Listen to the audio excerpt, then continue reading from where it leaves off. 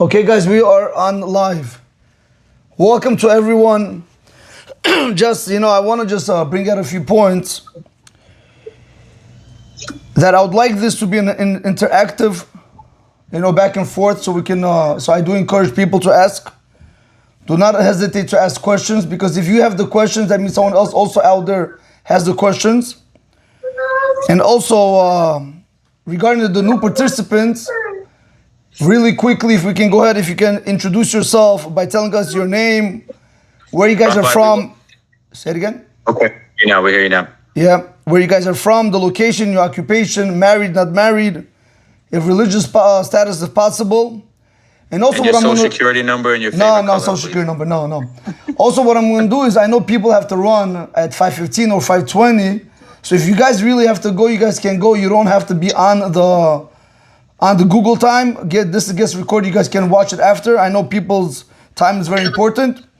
What I'm going to end up doing, that towards the end of the class, because a lot of people that are watching us right now, we might have, I don't know how many, we have 13 people right now, but you should know people from around the world, they see this, at least easy 100, 150, the other one went to 200 people, they see it, and a lot of them are a little bit more religious than most of us, and they ask, Rabbi, can you tell us the sources? Usually when I teach, I tell them the sources. So what I'm going to end up doing is that towards the end, Reuven, Bezrat Hashem, I'm just going to go over the sources. You guys don't have to listen to it. I don't want to overburden you. But we're going to continue the way we've been continuing. But in the end, I'm just going to go over the sources. You guys don't have to get sidetracked with it or anything. So if anybody who else is listening on the outside, they can go ahead and refer to those sources, okay? Okay, Rabotai, we're going to start something new today. Me and Reuben, we've been working on this. We're going to do... Day out, Rabbi. Working on this day in, day out. Correct. We're going to I typed it up in English, and we're going to try to do it with you guys so you guys can actually read the material with me. Before we do begin that, I just want to ask Jack. Yes, sir. Can you just show me where you are right now? Because you told me something before you were... I just want people to see he's driving in Virginia and he's making time to learn Torah, which is impressive. Thank you, Jack. Very much appreciated. And everyone else, Ephraim, welcome. And everyone else, I know you guys are taking the time to dedicate yourself 15, 20 minutes to Hashem, which is very, very important. Joey, I see you guys, Nathan, everyone else. So thank you guys for joining us. Reuven, can we pull up the... Yes, Rabbi John. Can we pull up the halachic sources that we're going to go, the laws that we're going to speak about today, please? Yes, Rabbi. So just so you guys know, we're becoming very advanced. We're now going to be sharing screens and sharing some more material, so it's going to be a little bit more interactive. Every day we try to improve. All right, do you guys see the screen in front of you? Everybody has the same screen as I do? Yes, Rabbi. Yes. Okay, yes, beautiful. Rabbi. Okay, as we're going to go through these laws... Rabbi. Yes. Sorry. This was on the today for the first time I read your notes before the meeting. Don't you send us an email, you and Reuben, before the meeting, what to expect? Reuven sends you the notes. Yeah, no. I don't know what Reuven sends you. We discussed this yesterday, right? No, this is something new actually. Oh. This is a new halakha. I'm gonna try to keep it on paper in English so it's easier to learn and understand, and it's also easier to remember. So if you guys ever have to go back, you guys can always go back and relearn this material. Okay? Yes, Reuven? Awesome. Okay, beautiful. Yes, Rabbi. All right, so today's halakha, as you guys can see, number 1, it speaks about even when I'm putting on the clothing that is right next to your body, like an undershirt, which no one sees, you should still be careful not to wear it inside out. Today's halakha, what we want to discuss is that when you're getting dressed in the morning, Israel, welcome. When you're getting dressed in the morning, you want to be very careful to make sure that you put on your clothing the correct way. Now, one garment at a time. Not only one garment at a time, but we're going to learn today that the clothing should not be inside out. Especially if it's at night and your wife is sleeping, you want to put on underwear, you want to put an undershirt, and you don't know, or socks, and you don't know if they're inside out or not. So the halakha teaches us today that you have to make sure that even an undershirt or even underwear, things that people cannot see, Nevertheless, we want you to be careful not to wear it inside out. Okay? And is that going to affect memory as well, Rabbi? No, this has nothing to do with memory right now. No, with memory, we're done with memory. Yes? Gotcha. Yep. Leo, welcome. Leo Jacobs is with us. Welcome. Welcome, guys. We have Gregory. attorney. Also, we have very nice, beautiful. The next thing we wrote down over here, it is also good to be careful about this, even for clothes where the stitches don't show very much. You know, today the clothing, the way they do it, you can't really tell. Nevertheless, we want people to wear the clothing correctly.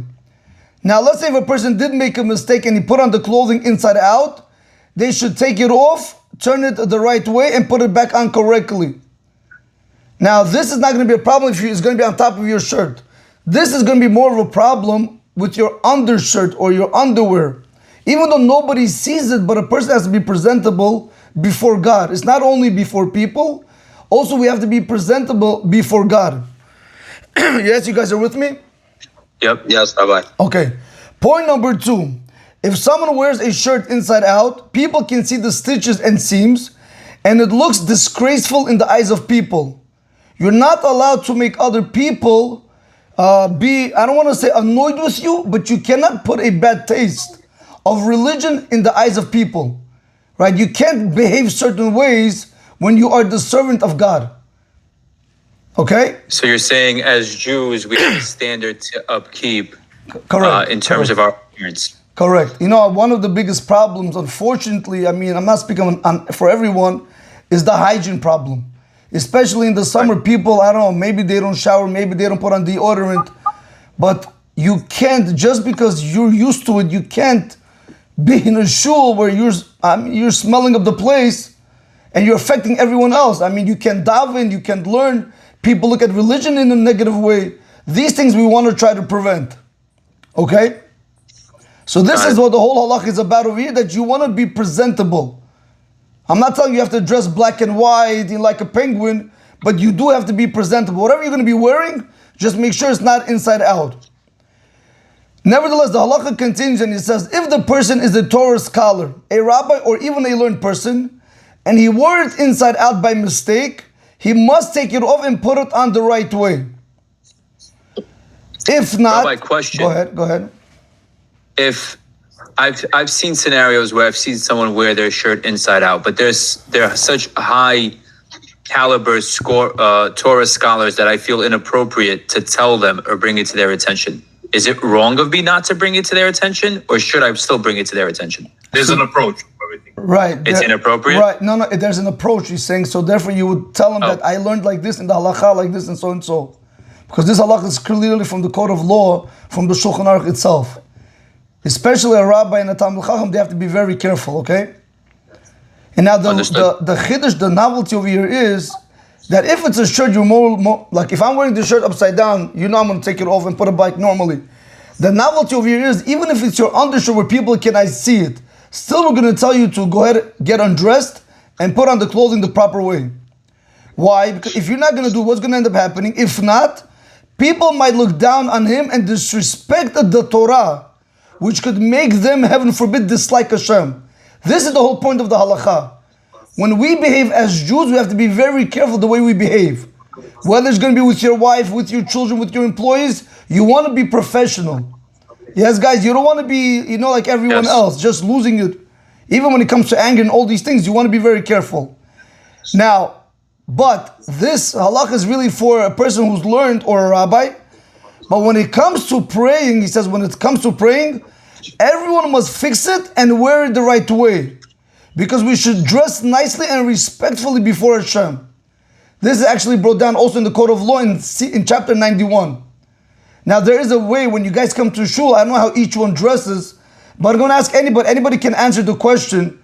When you guys go to a party, bar mitzvah, brit milah, wedding, or even to go out with your wife at night, how do you guys get dressed? To the T, Rabbi, especially with the wife. Yeah, you dress very well. Of course, you want to look good, to feel good.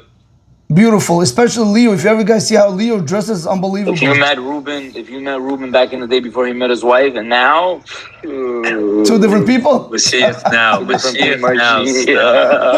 And I'll tell you, because if we go out and we dress very nice, but when we come to shul and we dress different than the way we dress when we go out, we're showing Hashem that He's not really important in our eyes.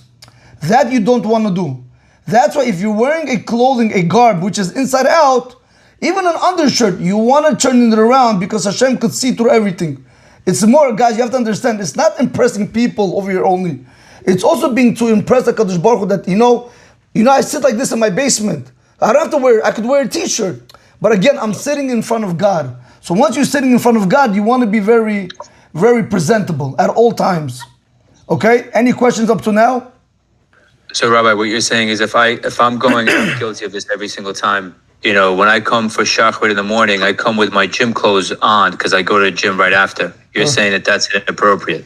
That is correct. Is it forbidden? No, but is it inappropriate according to the letter of the law? You should try to go ahead and dress up much better. Some gym clothes are very nice. Okay, if you're going to go with the gym clothes to a party, then you're right. You know, I went to meet with someone.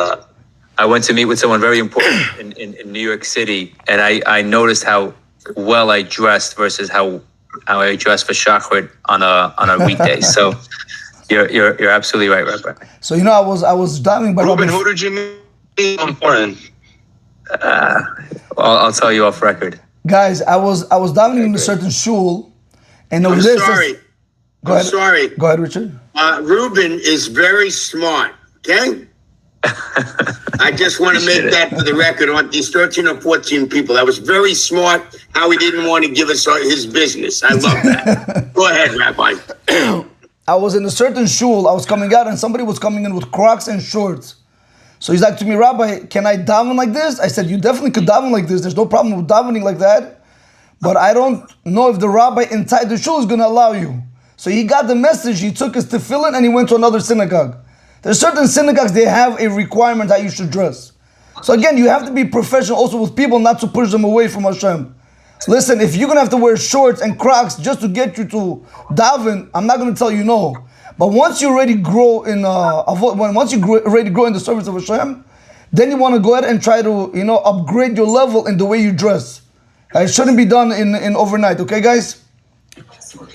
Okay. Understood, Rabbi. Now, beautiful. The next thing the Rambam writes, now, the next thing what we're going to say is for a real Talmid Chacham, but today I want to just let you guys know, anybody who wears a kippah today, or even if you go you daven, thank you at the Ruben, that's much appreciated if you can highlight that. Is the one on top, Ruben? The Rambam also writes, no, on top. Yes, beautiful, excellent. The Rambam, he said that it goes on the Talmid Chacham, but today every single person that learns even a little bit can be considered to be a Talmid Chacham to a certain extent. Why do I say it? Because if I'm with a kippah and somebody sees me behaving in an improper way, they're going to say, oh, look at that Jew. So automatically, every single Jew has already a status of a Talmid Chacham. So with that being said, the Rambam also writes, Jigari, can you go ahead and highlight that? Yes. Ruben, welcome. The Rambam also writes, a Torah scholar must wear clean, nice clothes. He cannot wear clothes with stains, oil, or dirt on it. Now, I'll tell you something. A lot of times people, whether they're barbers or shoemakers or, butchers, fine, you get dirty, but you have to change. When you leave your premises, even if you're a painter, whatever it is, when you leave the premises, you have to change. Even if it's from the store to the car. Because you don't know who you're going to come across. Now they're going to see, oh, look at this. And I've seen people actually, they daven, they pray with aprons on, which is not allowed. You can't, you're just standing in front of God. So that's why we have to be careful. And by the way, I want to tell you this very important halakha, I didn't bring it down over here. One has to be more careful, guys, with your children. A lot of people, they're very careless when it comes to the way the children dress. Your children shouldn't also have stains on them. I'm not talking about when they're inside the house, but when you go outside, they should be respectful. They should be, in the proper clothing. Okay. Continues the Rambam. The Rambam says he shouldn't wear super fancy royal clothes that make everyone stare at him. He shouldn't try to grab attention. He also shouldn't wear poor, ragged clothing that embarrass him. Instead, he should wear normal, clean, nice clothes. Average, the way we dress up now. Yes, guys, we have to be, careful also from the bad eye. Okay. Now, Rabbi, go ahead. I mean, some people, forgive me for interjecting, but some people might say that, you know, having a small stain and having to change, isn't that a little too much at some point? It is. Is it too much? Yes, but unfortunately, people, they don't look at you with an eye where they're gonna praise you for everything good that you do. They're always looking when you're gonna fall, so they can go ahead and just pick on that one thing, and then they have a reason why they should be upset with God. You understand? We want to try to nullify these reasons. We want to try to be an example. You know, I'll just tell you, Richard, if you pay close attention, when I was in St. John's, one of the things they wanted me to do is to sign up as a army. What do you call this? What do you call it? The army. They wanted me to come to the army. They were trying to recruit you. They were trying to recruit me, correct. And one of the things... They see talent. They see talent in you, Rabbi. One of the things that was amazing is that nobody ever complained about their clothing, about the knapsack, nothing about their haircuts. Everybody did what needed to get done. Everybody had to be professional. Everybody had the same uniform, the same haircut. It was the same lunch, the same time they sleep. You know, it was... this is how we have to look at service of God, okay? Now, the next piece of halakha has nothing to do with if you have to put on your clothing the wrong way or not. It actually has to do with how to put on your clothing, and this is very important to know. I don't know if you guys ever heard the saying, never to get up on your left foot, because you're going to have a bad day. I don't know if you ever heard that. You know, they say, did you fall off the left side or the right side? And in the Torah, in our Holy Bible, it states over there that the right hand resembles kindness. Chesed, correct. The left hand resembles strict judgment, which is gevura, din, which is... So now, this is actually brought down from the Rav Chaim. He says when a person puts on both clothing, you should first transfer the clothing to your right hand. Both sides of the clothing should be in your right hand. Then what are you going to do? You're going to hold the right side of the garment. Let's say if I'm wearing this shirt, for example. This shirt is going to be to my right, on my right hand. I'm going to be holding it. Where the sleeve is, my right hand is going to be ready to go inside. And I have to bring my shirt around. Right. So now once I have the left hand, now I put in the right hand and only then the left hand. This way the bountiness, the blessing that Hashem has to give you, He's going to give it to you from the right to the left. Anything you ever have to do, you do with the right, then the left. That's why, Richard, we're not allowed to hit our wives. But if you have to hit her... hit her with the right. God forbid, Rabbi. No, I'm joking. I fell for that one. Go ahead, Richard. Go ahead, Richard. Go ahead. Hit her when the lights are on or off. I'll tell you something. Just make sure she doesn't send you to the hospital. That's all. Richard, I'm with you, Richard. So, can I change the topic for 30 seconds? Because we only got a couple minutes left. Yes, please. Would you prefer us to do that morning prayer in English or in Hebrew? If I'm a good Hebrew reader, should I read it in Hebrew or can I do it in English?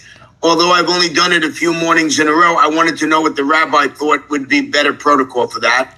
And number two is, in my particular case, not better or worse than anybody else's, once I get the morning routine down for a week or two, I do it like clockwork for years and years and years and years and years. Unless I find out that everybody on this website doesn't want to buy life insurance from me, then I never come back on again. And then you guys would find out my true reason for joining. But anyway, the most important thing... you on that. No, the most important thing is, so Rabbi, after you do the morning prayer, and then it says you do the washing of the hands, and then when I get the cup, I'll use the cup, whatever. Then I go downstairs. I do not put on the talis and the kippah immediately. I have a routine. Maybe you can straighten me out. My routine is I have a cup of coffee. Sometimes I do the older man walk. Then I come back home. Then I do it. Is that okay in the protocol? Because my rabbi tells me there's never a time, once the sun comes up a little bit, you can do tefillin in the morning, you can do tefillin in the middle of the morning or in the middle of the day. There's no time to do tefillin. But for me, I just feel ridiculously insecure that if I don't do it in the morning, I'm not going to have Hashem with me as much as if I do it in the morning. Even if that's my own insanity, I feel that way. So can you respond to a few of the things I just mentioned, please, Yes, for me? correct. So to answer the first question, whatever gives you better concentration, you're going to do. If saying it in the Hebrew language gives you more concentration, you feel more connected with God, that's what you're going to do. If you're able to connect with God in the English language, that's what you're going to do. Okay? To answer the second question, we're still not there yet, but there is also, besides, putting on talit and tefillin, we send you the siddur, Reuven send you the siddur, Bezrat Hashem, once you're going to get it, there are small prayers you have to say before you should even start your day. Well, we'll get there. For now, you're doing good, Richard. For now, no problem. Okay, for now, you're doing good. Jack knows I'm not going to get overwhelmed because I have another fellowship of prayers. No problem. No, I just don't want to get too overwhelmed because my tendency is I'm only one part of these 15 men. My tendency is, remember, I'm doing another thing in sync with this, but it requires some time in the morning. You know what I'm saying? Correct. So that's what you're doing up to now, Richard, is fine. As you learn, you're going to be able to see what's applicable, what's not applicable to yourself. Okay? Yeah, because I can't see myself doing 15, 20 prayers a day. No. There's no 15 prayers. No, I don't know who told you 15, 20 prayers a day. You don't even spend... I'm doing 6 or 8 right now, and I'm barely involved, right? Okay. I'm doing 6 or 8 prayers. 2 talis prayers, the tefillin prayer, the Shema. I'm doing the washing of the hands. Let me tell you something. My mother and father is saying, you guys must be fantastic when you're doing a yitzhak. No problem. For now, Richard, you're fine. For now, you're fine. All right.